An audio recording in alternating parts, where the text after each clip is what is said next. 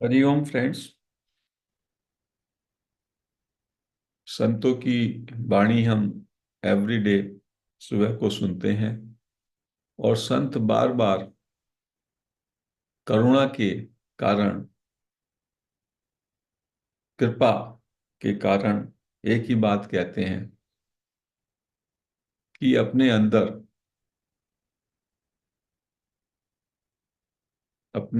अंदर जो परमात्मा बैठा है, जो आपके भीतर परमात्मा है, उसके रस में डूब जाओ। कहते हैं जो स्वरूप है आपका,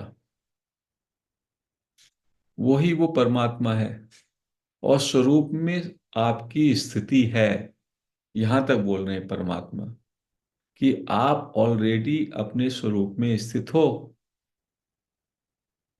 एक जगह तो संतों ने ये कह दिया, सूकर कूकर सारी चराचर सृष्टि अपने अपने स्वरूप में स्थित है, लेकिन बस इसका बोध नहीं है। इसका बोध नहीं है, और इसी कारण हम जो है भटक रहे हैं। हमने अपना तादात्म्य बुद्धि, मन और देह से कर लिया, और अंदर की तरफ दृष्टि नहीं है। अंदर सब ठीक ठाक है। जैसे ही अंदर दृष्टि गई, बोध हुआ, तो ये जो स्वरूप की स्थिति है, यही परमात्मा है। हम सब परमात्मा ही हैं। समस्त चराचर सृष्टि परमात्मा ही है। इसका केवल बोध नहीं हो रहा, और इसी को माया कह दिया। और बोध हो जाए उसके बाद भी ये सब रहेगा, फिर हमें सब जगह परमात्मा ही दिखाई देगा। अभी हमें सब जगह संसार दिखाई देता है। जैसे सिक्का होता है, सिक्के के दो पहलू होते हैं। एक तरफ उसका सन होता है, दूसरी तरफ दूसरा पक्ष होता है। ऐसी है ये। एक तरफ यदि आपका नजर हो गया, तो बोध बोध बोध, ज्ञान ज्ञान, आनंद आनंद, परमात्मा परमात्मा। और दूसरी तरफ संसार संसार संसार, परिवर्तन परिवर्तन परिवर्तन। दूसरी तरफ इमोर्टल, अपरिवर्तनशील अपरिवर्तनशील अपरिवर्तनशील। तो किसी महात्मा पे जाओ। हमें याद है, हम वैसी अयोध्या गए एक बार, और वहां पे कोई संत थे, टाट वाले बाबा कहते थे, थोड़ा सा टाट बांधते थे। हमको थोड़ा सीकिंग में इंटरेस्ट था, किसी के साथ गए हम सरयू के किनारे। उनका एक छोटी सी झोपड़ी थी। शिष्य ने कहा वो तो अभी मौन में है, 10-15 मिनट वेट करो। वेट किया। फिर मैं और मेरे एक मित्र थे, हमने उनसे पूछा कि महात्मा जी, हमें भी कुछ ज्ञान दीजिए। क्या चाहते हो, ईश्वर का साक्षात्कार कैसे करें? तो उन्होंने कहा, ईश्वर तो बिल्कुल सब जगह विद्यमान है। ईश्वर ही ईश्वर है। तो हमारे मित्र बोले, हमें तो नहीं समझ में आता। तो उन्होंने कहा, अभी आप मुझको देख रहे हो? मित्र ने कहा कि हाँ, मैं देख पा रहा हूं आपको, आप मेरे सामने ही हो। फिर उन्होंने दो हाथ अपने, एक से एक हाथ को जोड़ा, और बीच में उसके और अपने चेहरे के बीच में दोनों हाथ खड़े कर लिए, लगा दिए। कहने लगे, अब मुझे मेरा चेहरा दिखाई दे रहा है कि अब नहीं दिखाई दे रहा? हमारे मित्र नीचे या ऊपर झांकने लगे उनको, वो हंसने लगे। कहने लगे, जैसे बैठे हैं बैठे रहो। अब बीच में मेरे ये हाथ का पर्दा आ गया, तो आप क्या मैं दिखाई दे रहा हूं? कहने लगे, नहीं दिखाई दे रहे। कहने लगे, बस इतना पर्दा है, माया का पर्दा है, आपकी दृष्टि का ही भ्रम है। दृष्टि का भ्रम। ये पर्दा ऐसा पर्दा नहीं है कि वो पर्दा खुलेगा तो। दृष्टि का भ्रम है। और ज्ञान मार्ग में जहां वो दृष्टि का भ्रम गया, तो आप अपने स्वरूप का बोध आपको हो जाता है। दृष्टि का भ्रम कैसे है? कि हम नाम रूप, कल एक कीर्ति बहन ने एक बड़ी बात, बड़ी गूढ़ बातें उनके मुंह से निकल रही थी, और हम उन बातों को ना समझ के, हमारी अधिकतर लोगों की अपनी अंदर कमेंट्री चल रही थी, क्योंकि हम तो अपने अंदर, हमारे अंदर हमेशा संवाद चलता रहता है। वही तो पर्दा और भ्रम का कारण है।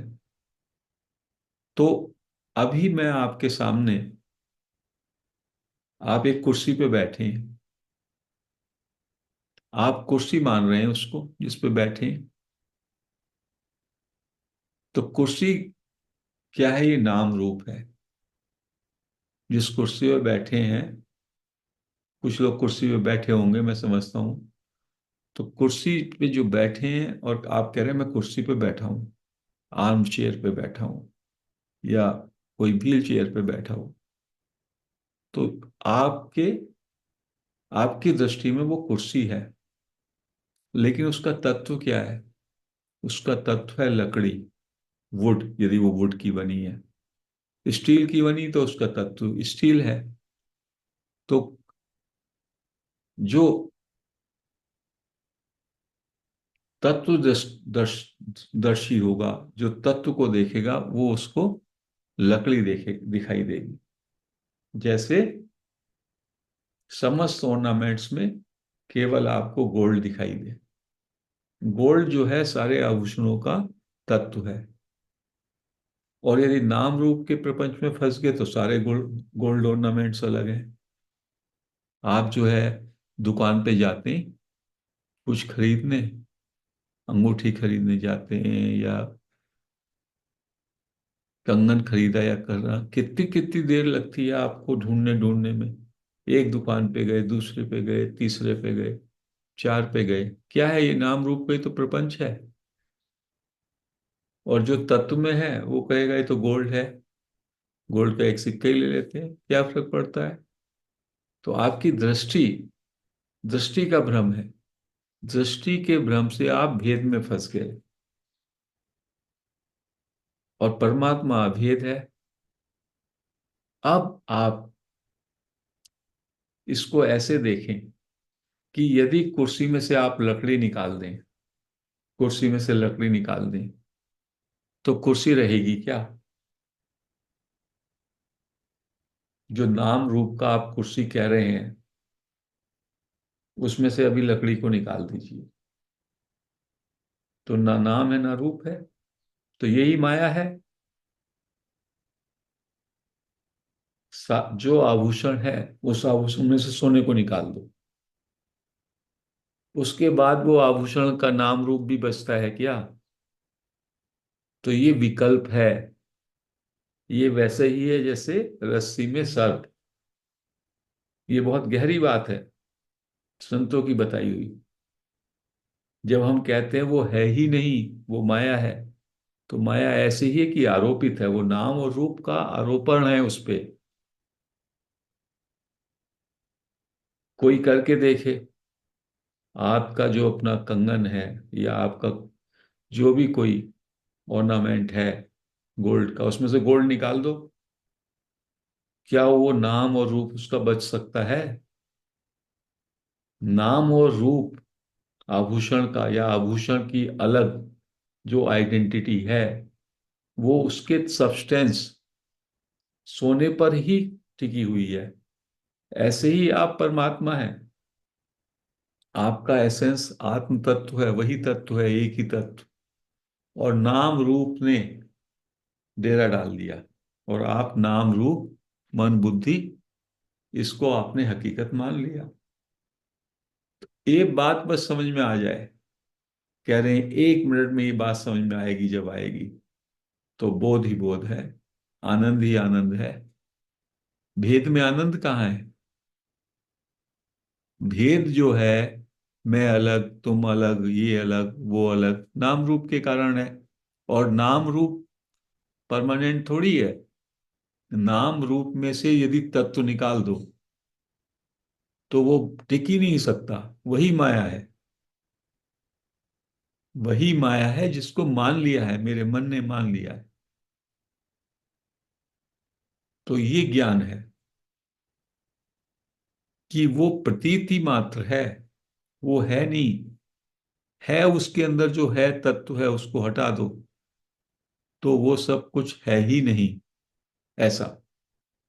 तो इसलिए बार बार हमें ज्ञानी पुरुषों का, अपने संत महात्माओं की बातें सुन करके, वो ज्ञान हमारे शास्त्रों में है, ज्ञान हमारे शास्त्रों में है, लेकिन जिन संतों ने अपने जीवन में जागृति पाई, उस ज्ञान का प्रगटीकरण हुआ जिनको, जब उनकी बातें हम सुनते हैं तो वो हमें ज्यादा सजीव लगती हैं, ज्यादा जीवंत लगती हैं।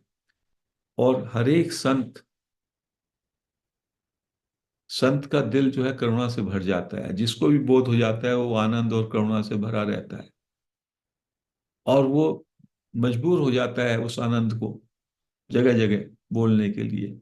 जैसे कल कीर्ति बहन कैसे भी बोल रही थी, उस आनंद आनंद आनंद की बात कर रही थी। तो ऐसा हो जाता है, पागल हो जाता है आनंद में। तो वो लुटाता है, ज्ञान को लुटाएगा लुटाएगा। लोग कहेंगे इसे तो बोलना भी नहीं आता।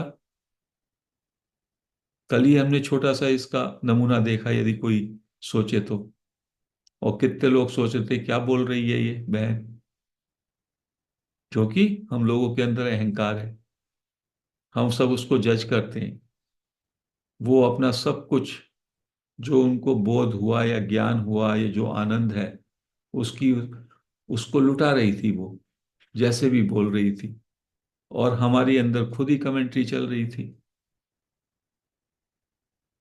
तो उसमें डूबे, संत जो कह रहा है अपने भीतर डूबे, भीतर डूबेंगे तो हमें उसकी फ्रेग्रेंस, जो वो बोल रही थी उसकी खुशबू कुछ लोगों को महसूस हुई और कुछ को नहीं महसूस हुई। तो पर्दा था उनके, जिसके भी दिमाग में मन बुद्धि का पर्दा है वो उसकी खुशबू ले ही नहीं सकते आत्मा की, आत्मा से कोसों दूर है। पंगु, मन पंगु हो जाता है आपका। मास्टर्स कह रहे हैं, कहीं पे लिख रहे हैं, दादू लिख रहे हैं, मेरा मन पंगु हो गया। ये क्या हुआ, मेरा मन तो काम ही करना बंद कर दिया। हरि से कह रहे हैं, हे हरि क्या करूं, त्याने तो मेरा मन ही पंगु कर दिया। ये हालात होते हैं। तब आत्मा का बोध होता है। जिसने आत्मा के रस को जान लिया, जिसने बोध के रस को जान लिया, उसको सब नीरस लगेगा। उसको ये जगत प्रपंच में कोई, उसको वो जो है भ्रम ही लगेगा। उसको लगेगा ये है ही नहीं, क्योंकि तत्व का उसको बोध हो गया। उसको लकड़ी दिखाई देगी, जितना भी कुछ लकड़ी से निर्मित है वो नाम रूप है ही नहीं उसमें, वो मात्र लकड़ी है। पूरे के पूरे संसार में जितने भी स्वर्णकार हैं, जितने भी ज्वेलर्स हैं, जितना भी सब ढेर है जगह जगह आभूषणों का, उसके नाम रूप के कारण ही तो आप पूरे जीवन आभूषणों की दुकान पे जाते रहे।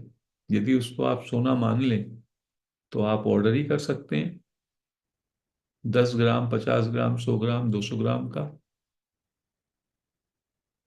ये केवल उदाहरण है कि भेद, माया के द्वारा हम भेद करते हैं, भिन्नता करते हैं नाम रूप में। और नाम रूप छूट गया तो हम सरलता में आ जाते हैं, सहजता में आ जाते हैं। जबकि वो उदाहरण जो है वो जगत का ही है। सोना भी जगत में ही एक वस्तु है, लेकिन बताने के लिए, संकेत के लिए। तो जो हमारा तत्व है, जो हमारा एसेंस है, आत्मा, और आत्मा का क्या गुण है, आत्मा का क्या गुण है, जानना, ज्ञान और दर्शन, देखना, दृष्टा और ज्ञाता, दोनों एक दूसरे से मिले हुए हैं। जहां जहां भी आप जान रहे हैं, बस वो आत्मा के प्रकाश से ही है। जानने में ठहर जाएं। देखने में, देखना है दर्शन। देखना जो है केवल ये आंखों का देखना नहीं है। ज्ञान, ज्ञाता और दृष्टा दोनों बोध हैं। यदि उसमें ठहर गए और नाम रूप को छोड़ दिया, बस ज्ञान ही ज्ञान है, ज्ञान ही आनंद है। अभी आप सुन रहे हैं मुझको, ये भी जान रहे हैं ऑडियो से अभी जो सुन रहे हैं, तो शब्द छूट जाएं और ये जानना मात्र रह जाए। सब में ज्ञान ज्ञान लबालब। सुबह से शाम तक जो भी आप करते हैं, जो भी सोचते हैं, जो भी क्रिया करते हैं, उसमें ज्ञान निहित ही है। बिना ज्ञान के कुछ हो ही नहीं सकता। वही उसका तत्व है। वो ज्ञान तत्व में डूब जाए, लेकिन हम ज्ञान को तो छोड़ देते हैं। ज्ञान को तो एक कौड़ी भी वैल्यू नहीं देते। जो क्रिया करते हैं उसको वैल्यू देते हैं, जो सोचते हैं विचार उसको वैल्यू देते हैं, जो सुनते हैं विषय को, हम जो है विषय और नाम रूप को तो वैल्यू देते हैं। और जो उसका तत्व है, जो उसका आधार और प्रकाशक है ज्ञान, उस ज्ञान पे हमारी दृष्टि नहीं। तो संत महात्मा बड़ी कृपा करके, बड़ी करुणा करके हमारा ध्यान उस ज्ञान की ओर, उस जानने की ओर बस लाना चाहते हैं कि आप जो है नाम रूप को, आवरण को छोड़ दो, और जो वो एसेंस है, जैसे सारे संसार के जितने भी गन्ने हैं, गन्नों का नाम रूप अलग होगा, उन सबका एसेंस क्या है? मीठापन। वो तत्व है। गन्ने के लिए एक तत्व है। बाकी देखने को सब कोई गन्ने का कोई किस्म होगा। इवन एक जाति के गन्ने भी अलग अलग हैं, लेकिन सबका एसेंस है मीठापन। सागर की लहरें, तरंगे, बुलबुले, क्या क्या नहीं है, सबका एक ही तत्व है, पानी, वाटर। तो अनेक को छोड़ो, एक को पकड़ो। ऐसे ही सारे का सारा जो भी एग्जिस्टेंस है, अस्तित्व है, उसका आधार, और वो वास्तव में केवल ये ज्ञान, सत चित, चित हो गया ज्ञान नॉलेज, और सत हो गया अस्तित्व, कह सकते हैं होनापन, कह सकते हैं हैपन में वो ज्ञान निहित है। इस तत्व में बस रहें। और इस तत्व का ही नाम कितना छोटा सा, आई एम, मैं हूं कह दिया उन्होंने। मैं हूं पहले शब्द के स्तर पर चलेगा, फिर धीमे धीमे आप निशब्द पे जाएंगे, बैक बढ़ जाएंगे, और उससे भी और पीछे चले जाएंगे, उसके सोर्स पे चले जाएंगे, तो ये मैं हूं भी चला जाएगा।